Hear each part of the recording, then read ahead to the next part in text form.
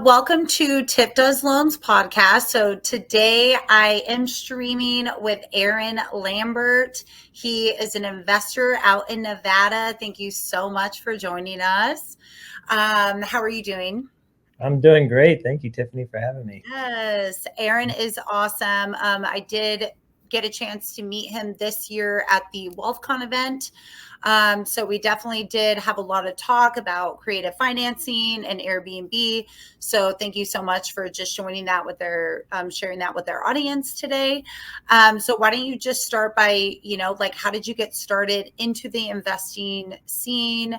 Airbnb, I think, is kind of how you got started. So why don't you start there? Yeah, absolutely. Thank you for that. Yeah, and WealthCon is a wonderful place to meet wonderful people like yourself. I think every event I've met at least 4 or 5 solid people that I stay in contact with as it pertains to anything real estate related. So love that. Anyways, yeah, so real estate, Airbnb, and how I got started. I started purchasing properties in 2022, which I really didn't know much about it. I just had some money, and if I would have done it a little differently, or if it would have been today, I would do it a lot differently, and I'll touch on that in a minute. But I started purchasing properties. I went back to my hometown where I'm originally from because it was cheaper than where I'm at here, which is Vegas. It was like half the cost, and I'm like, okay, I want to do some Airbnbs. Seems like a great idea. So let's go. So I bought some properties traditionally, put 25% down on, I think it was 5 properties in Louisiana, 4 townhomes and a condo, and then just started rehabbing them. They didn't really need much, but started doing the whole process of just going in and making it Airbnb worthy, and did one at a time. And it worked out great. I mean, they performed very well. We did really good on the design. We're competitively priced in a market that's not really that super hot. The only thing that really attracts people there is LSU because it is in Baton Rouge. But yeah, I mean, that's kind of how I got started. I just had I had a vision to have something that's like, whenever you like real estate, right? They got so many different aspects of real estate. And Airbnb is like one of those things like, oh, look how pretty that is, right? Yeah. Look how nice. That's mine, right? I send people there to have a good time, and we accommodate to them. And before Airbnb, I had, have you ever heard of Turo? Yeah, for the car. Yes. Yes. Like I considered doing that. Yeah, but it just didn't. Yeah. I mean, I had like a Nissan, so I was like, it's, maybe if you have like a really nice car, right? Like, I think if you have kind of more like a black car. Yeah, I mean, it depends on the area where you're at, right? So here in Vegas, Jeeps do really well, and we had a Jeep. So I put the Jeep on there, and I think the first put it on there and would like rent it out for a week for $1,200. I'm like, what? Wow. Yeah. That's like 3 months of payment. Like, let's go. And that's awesome too. If you're in Nevada and like people are constantly coming through. It's definitely a hub for many, many things, but obviously vacation, people love to come here and spend some money. And then you have tons of conventions. Like, I can network every single day of my life here. Yes. With people from all over. Yeah, that's what's great. And then all different areas, like you could sneak over to like doctor conventions, or like they have dentist conventions we were talking about going to, because those folks got money that they don't really know what to do with. Conventions season. I used to live there. I was a lot younger, so I wasn't like in my business status. So I wasn't going to the conventions in that way, but I did live there from like 2012 to 2015. Yeah, but convention season was still, even like being a bartender or server, that was like my time to make money. Yeah. I loved it. It was like I think it's like 3 months, like January to like March or April or something, right? And then like March Madness. But absolutely, like I loved, like, and you get a little dose of everybody, like oil people and like just everything. All kinds of folks. Yeah. Like every week just changing. Like Yeah, it was solid. Love it. And now Vegas has every ball team coming. So it's definitely a place I'm looking to invest because I don't hold any investments in Vegas, but I'm definitely looking to hold either short or midterm, even though it's a little difficult, but you could do a blend and kind of get over the regulations. It's kind of the regulations here in Vegas for short term are a little tricky, but there's ways around it. So to like get the financing, or just kind of like would it be to kind of be a landlord out there? Like, is it not landlord friendly? No, so Vegas has short-term regulations. Okay.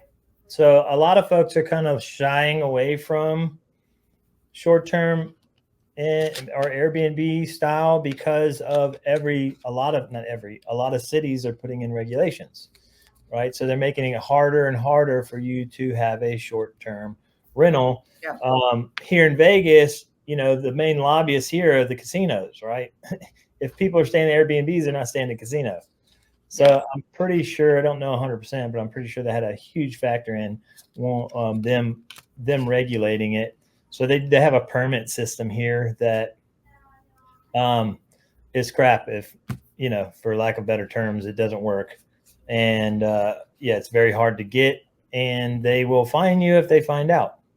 Wow, yeah. And it took them a long time to accept Uber, but they did eventually. So because of the tax, right? Yeah. Yeah. Like, because at first they didn't, I mean, it wasn't even around when I lived there, but I did kind of read up on it a little bit that they were like not wanting. Now anywhere you go, I can still get an Uber, but yeah, I feel like that was huge. It was the same kind of thing. They try to push it out, which makes sense, but yeah, absolutely.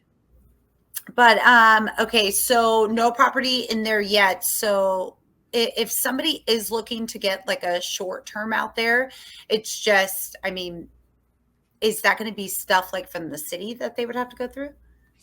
So there's ways around it, and there's certain areas and pockets that you want to focus on. Like Henderson is a good area because it's kind of like I think you only have to be like 660 feet away from another one, and as long as you don't have any violations, the city's not coming after you, and the county's not really coming after you. I think Clark County is kind of similar. But and then Clark County, you have to be like 1,000 feet away from another one.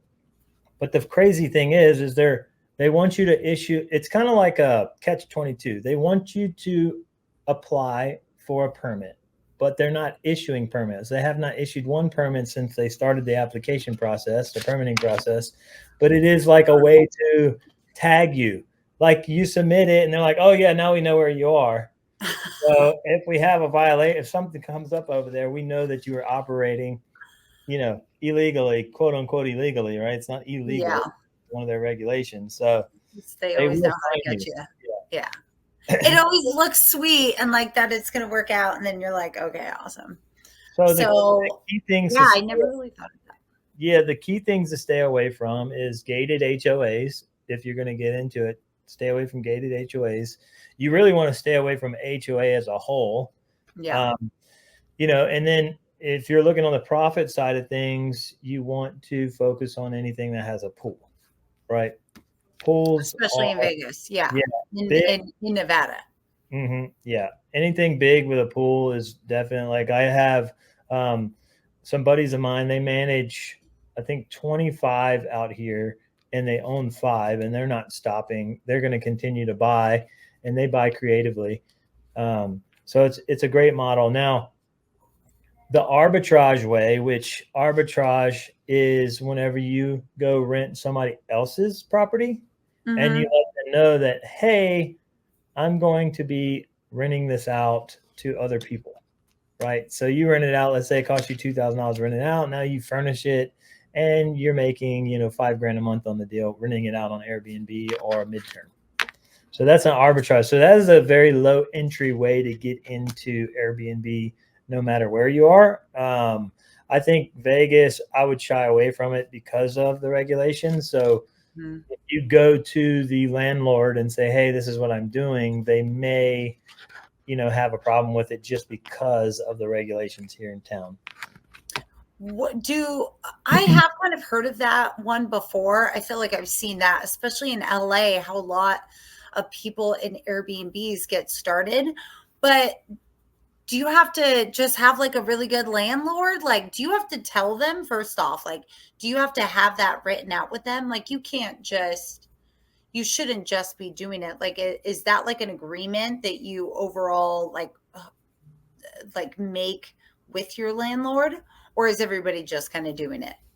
No, absolutely. So yeah, you definitely want to get an okay. So it would pretty much be like subleasing. So they allow you to sublease. And Now, then they get profits too, I imagine, or like a percentage. not necessarily. I mean, if you're coming into agreement, so I know some cats that they arbitrage long-term rentals. They'll rent it from somebody, they'll agree upon a price, and then they'll go long-term rent it to somebody else for a couple $100 extra. And they have like 50 units in Houston. They do that, but they get approval from the landlord. Say, hey, are you okay with me subleasing this out, like leasing it out or renting it out to somebody else? Now, depends on their business model, right? Yep. Let's say you're curtailing to the corporate America or corporate housing, aka midterm rentals, people that are going to stay there for 30 days or more, and they want to come into town because they're professional for whatever reason. That is a really good, I would say, pitch to a landlord. Like, say, hey, I'm going to come in and make your place super nice. I'm going to decorate it really nice. And these are my clients, right? Yeah. I have airlines, I have nurses, I have traveling attorneys, whatever the case may be. These people come and stay at my place. They keep it up. We have insurance, whatever your pitch is. But that's a really good pitch if you're doing arbitrage. To pitch Okay, awesome. corporate rental. And then what if somebody wanted to, so you've mentioned before creative financing. What if somebody wanted to start purchasing the Airbnbs, but would they just want to, because I know I do like more of the traditional loans. So like even for the DSCR loans, things like this, for the short-term rentals, they're going to be they're going to be higher on the rates for sure. And you're probably going to have to put a lot more down. Mm-hmm. Yeah. So what would be if they didn't have, 40%, to some of those might be like 60 LTV. So if they don't have like 40% to put down, what are some other options? Or just having 40% of equity in the property already, correct? Yeah. Yeah, like they would basically most of the banks that people will be going to for like the DSCR loans, it really depends how much you're putting down, depending on your portfolio, depending on like if you have a lot of property, Mm-hmm. they'll probably let you put less down, depending on how many units, things like that. But for the short-term rentals, it is going to be more down. Like they might right off the gate, like you have to come in at like 60 LTV. So yeah, they would be coming in at like 40% down. Okay, so let's look at this model. I Okay. come in and I purchase with hard money a property that I bought at like 50% ARV, and I come in and do everything that I need to do to it. Now I own this property and it's worth, $1 million, but I only have 750,000 tied up into it. I'm going to come get a DSCR loan at 75% LTV. Yeah. You just cover the whole thing because the equity is the quote unquote down payment, correct? Yeah. So we could, if your home's already a million, yeah. And then that's fine. Then you'll be fine with the 75. Okay, because I have the reason why I asked is because I have a partner of mine in Houston that's doing that. So they have a great model. They're buying these. They're single families in the front, and then in the back they have an ADU usually on top of a garage, and it's in a certain part of Houston where they have these, and they're older homes. They're probably like, I don't know, 1920s to 1960s. And what he's doing is he'll take the single family in the front, turn it into a duplex.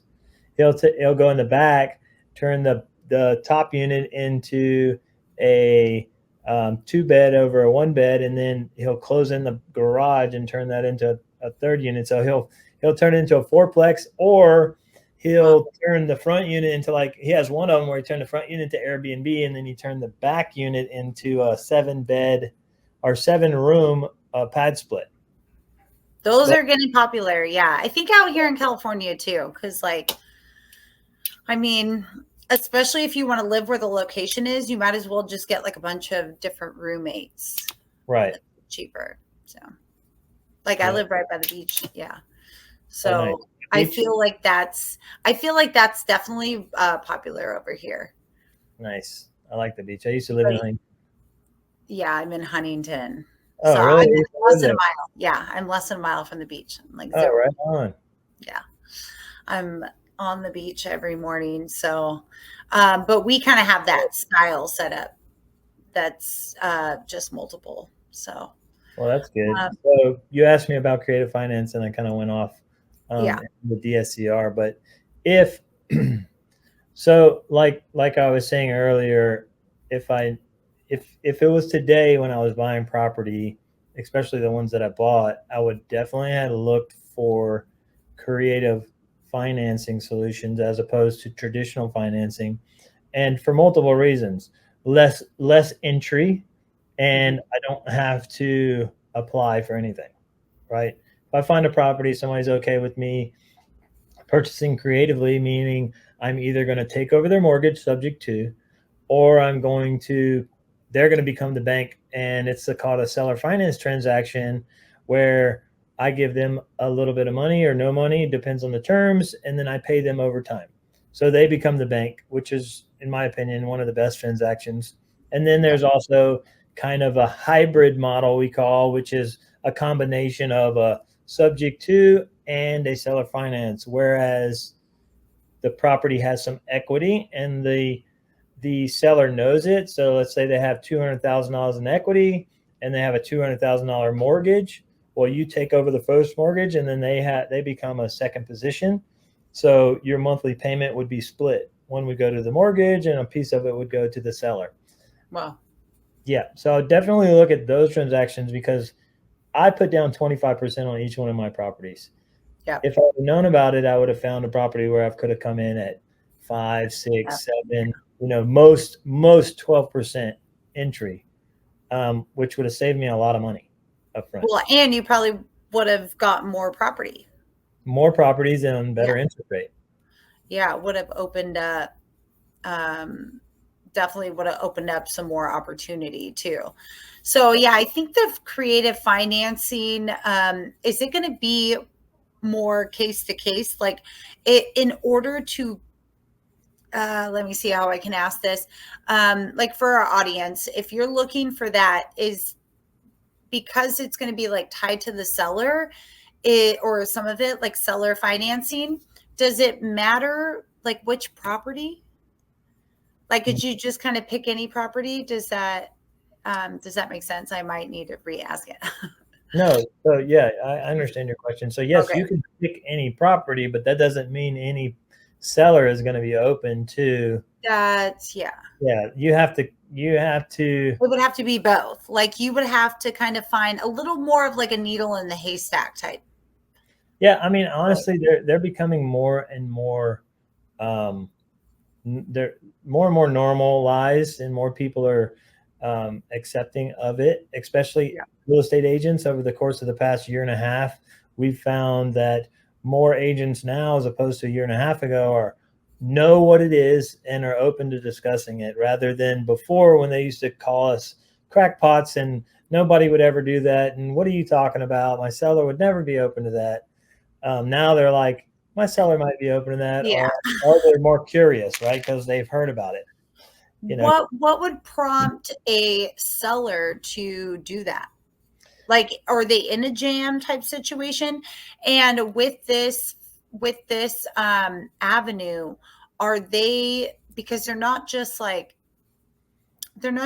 selling the property. Like if you got a DSCR loan or whatever, and all the money, they just get paid out and then they're done. But with this, they're not, right? Like, are So, they still tied to it? so let's focus on a seller finance Okay. transaction. There's many reasons why they would want to sell on a seller finance transaction. Could be they're tired of being a landlord. Yeah. It could be that the property is vacant. They're trying to sell it, but in the current market situation that we're in, it's properties are becoming harder and harder to sell because of interest rates. Even though I think we're seeing a slight downturn in interest rates, but it's harder and harder for them to sell because the affordability is not there. Or it could be they want a higher price. Like we've had several scenarios where I told the seller, I was like, look, I'll give you over what you're asking for if you give me my terms. And some of them are open to it, some of them are not. Some of them are they're okay with like nothing up front. They like the fact that they can get a monthly check, especially tired landlords. They get a Yeah. monthly check, but they don't have to deal with broken toilets or a light Yeah. bulb. They don't have to You worry know, about anything. they're Okay. they So are that now makes, the bank. yeah. So if you get a mortgage and your toilet breaks, you're not calling the bank. Nope. Like you're not going to call the seller. Yep. And so they are tied to it because they are the bank, just like in a regular transaction, the bank is tied to the property in that But fashion. you have title, right? Correct. Yes. Okay. Yep. So if you stop paying, so basically they would be the bank. Like, would they, if you stop paying them, they would be able to foreclose on you? Yes, we put several Okay. provisions in place for the seller. Um, Okay. yeah, it depends on the state, but most of the time it's what we call a due on sale clause, and or not. Sorry, excuse me, not a due on sale clause, a deed in lieu of foreclosure.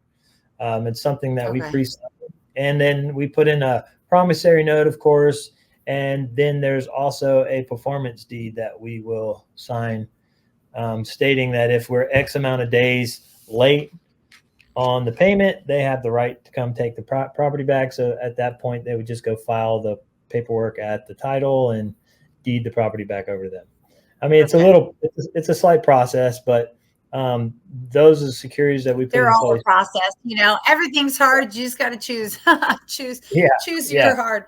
Choose what works for you. That, and that's really what it's about. Like every situation, sometimes you might like you. That's why I was wondering, like, what would prompt a seller to want to get, what can we look out for? Because that would be a good one. Like if you ever hear like a tired landlord, like, hey, like maybe do you have any of these properties that you don't want to handle anymore? And then that might be I'm always networking. So I'm always thinking like, what do I need to look for, type thing. Yeah. But yeah, that is amazing that, and this is mainly going to be for short term, right? Or do they do them for both? Oh, are you talking about seller finance? Yeah, like for the seller finance or the creative financing, would you mainly lean in towards this for short term, like Airbnb, or just like anything, like long term too? Anything. I mean, people that like if my next purchase Yeah, is going to be either a subject to or seller finance, and that's for my homestead. yeah.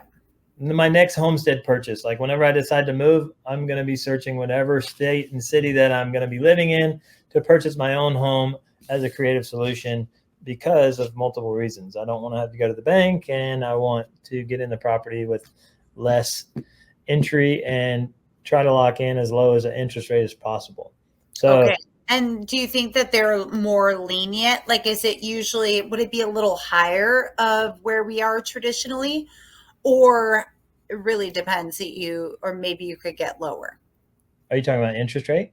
Yeah, like how you're saying, like kind of lock it in lower, like since it will just be like you to the seller. Or is that a reason for them? Do you see them kind of bringing them above our traditional like market rate? So savvy investors are investors that do what we call a wrap, Okay. which a wrap is they'll buy a creative finance property. Let's say that they have a property at, you know, they took it over subject to, so they're just paying over the note and their interest rate is 4%. Now they're going to go sell this property. They're going to tack on an extra amount of money over the loan that they own on it. So let's say they have $200,000 loan. They're going to go sell it for like 260 and sell it to a person that wants to buy without a bank. And they're going to tack on an interest probably anywhere. So if it was 4, they'd probably go to 6, 7, or 8. Okay. Per the guidelines, I think you can go 6 points above prime is what you're allowed to tack on. I think that's what it is, 6 or 9. So they're in the legal parameters. Hopefully they don't go up to 9. Well, people you'll be surprised as to how many people will buy on 9%. Oh yeah. On a seller finance because they won't own any other way because they're either non-documented or they just don't have a record job, whatever the case may be. So that's kind of a wrap scenario. But me personally, but as an investor, we're looking for anything sub 5%. Okay. Now, as the interest rates get lower, like the prime rates get lower. We're almost there. We got some of them in the 5%. Okay. I mean, those are like the government loans right now. They're in 5%. I'm working on a DSCR that's below 7. So that's a refinance. So we're getting good. It's getting there. Yeah. I saw somebody post the other day, 6.75 on a DSCR. Yes. Yeah. We're below 7 on the DSCR. I need a refi on. Wait, what was the question? I said I have one right now that I might need a refi on it. Yeah. I refied on it, and they refied it. It was a cash out refi because I own it cash, and it was 8%. Yeah, so I'm doing a cash out DSCR refinance right now, and it's going to be below 7. Yeah, like we're going to be around that like 6.8, 6.9. So waiting to get, and we haven't even really got the full drop yet. I mean, they've already been like tumbling down, but we're supposed to have a good size pretty much for the rest that haven't already dropped. Like conventional hasn't really dropped too much, but those are still in the 6s. But hopefully after September, they've already been, we've all been anticipating that this month, really for the past 2 years, is probably going to be when we get the drop. So, yeah, that's what they're talking about. Hopefully. Yeah. They got the anticipation stirring a couple, like 2 weeks ago, that it's going to be after September 18th. So, I mean, if you do have anything ready, I've just been recommending to everybody, like, just get out there, like get with your lender, get everything reviewed. And then, so as soon as they could drop, we could just get you in and get that payment lowered, Right. So. That's amazing. It's going to be good. 2024. You ready for that? Yeah. 23 I'm sure even like you being you being in real estate, everybody, 23 was definitely a, more of like a seed planting year. It was, the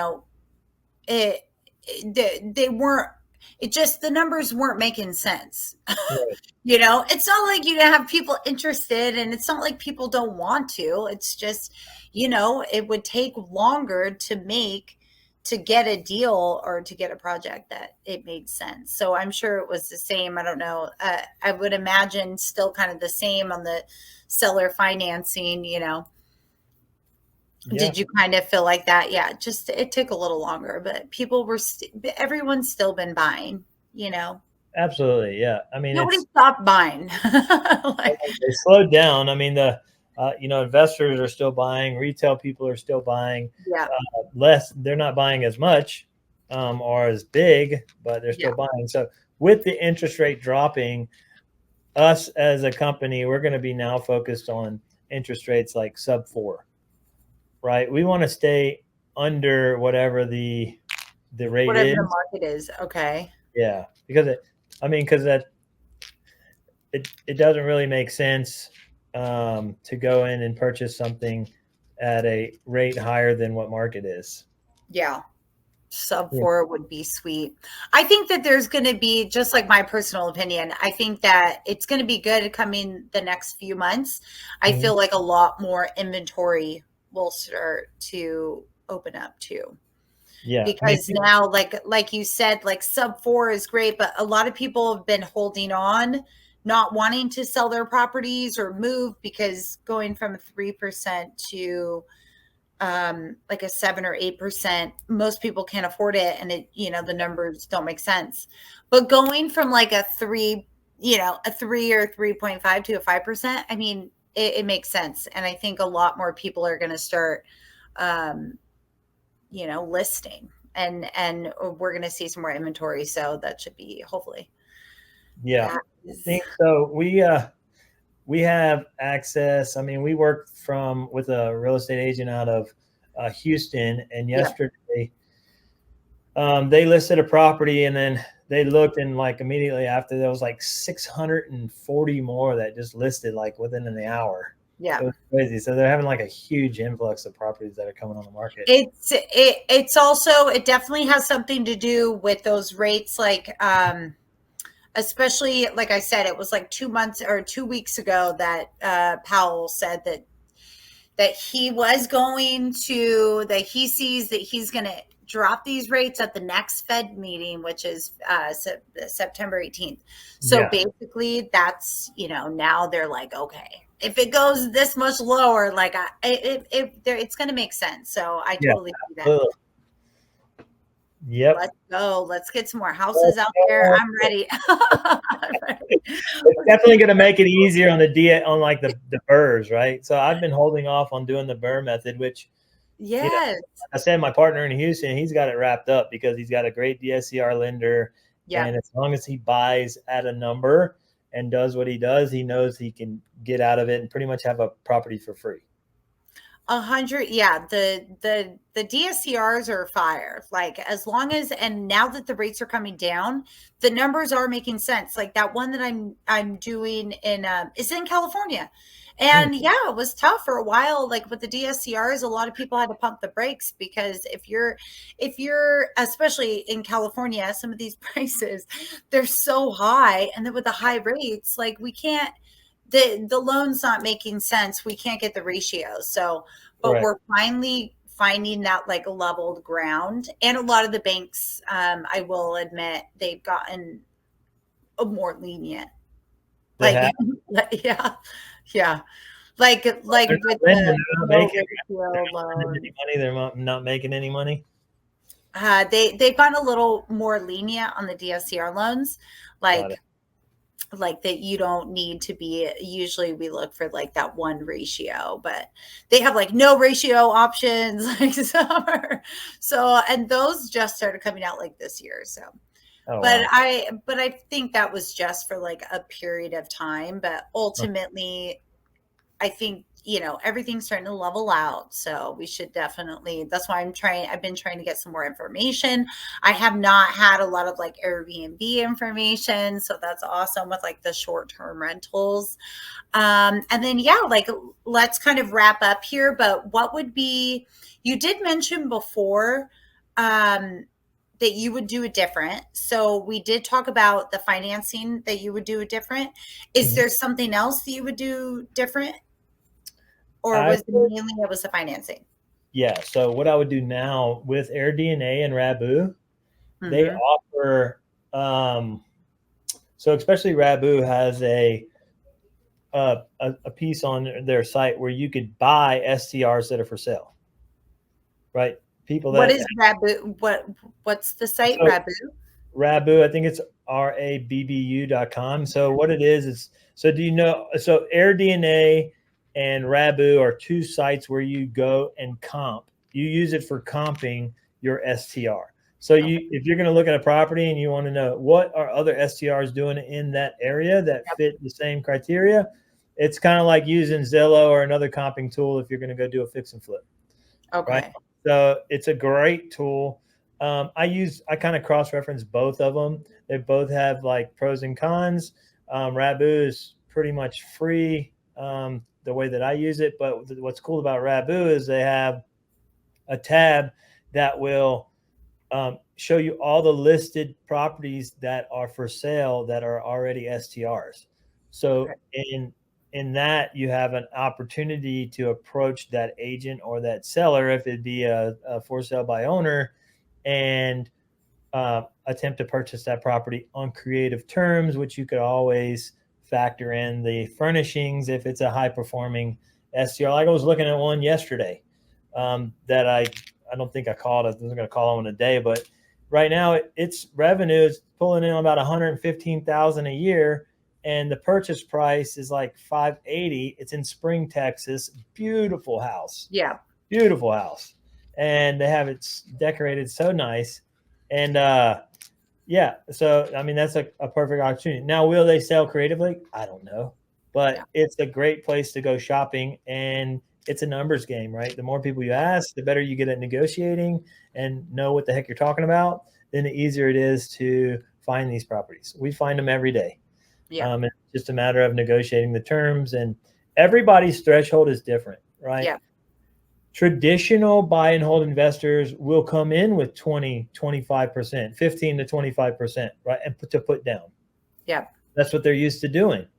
Especially if they're locking in a low rate. Now, if you find a subject to creative finance, a savvy investor that's already done this many times, they want to stay under 10%. Low, yeah, as low as you can go. So, and for many reasons, right? But you could, so there's different thresholds for everybody. So it's a matter of finding a property that meets your criteria, which I think, like I said, it's a numbers game. And hey, look, if you don't want to look, you can contact me and we'll look for you. Yes. Perfect. I know. I'm like one of those people, like, no, just let me know when we have I like to stay in my own lane and just kind of like hand it over. Like, here, find the property and then we'll go from there. That's right. Like, go do that part. Like, you're the expert, please find one. And then you're also doing, so same kind of strategy for wholesale, like fix and flips. You use those sites? Not for fix and flips on not those sites, but we use some other software like PropStream and Privy, and I don't have affiliate codes, so shame on me. You don't have what? An affiliate code to share. But no, PropStream and Privy are really good for comping, and or the cheap way is Zillow. Zillow still is a good way to find comps for your flips. Yep. Well, amazing. Aaron, thank you so much for joining me today. I'm going to have all of Aaron's information below if you're looking for creative financing, Airbnbs. Also, you're in the wholesale game, really just all over real estate. Feel free to share, like, comment, and subscribe, and I will have his info. Thanks, Aaron. Yeah, thank you, Tiffany. Bye, guys. Bye.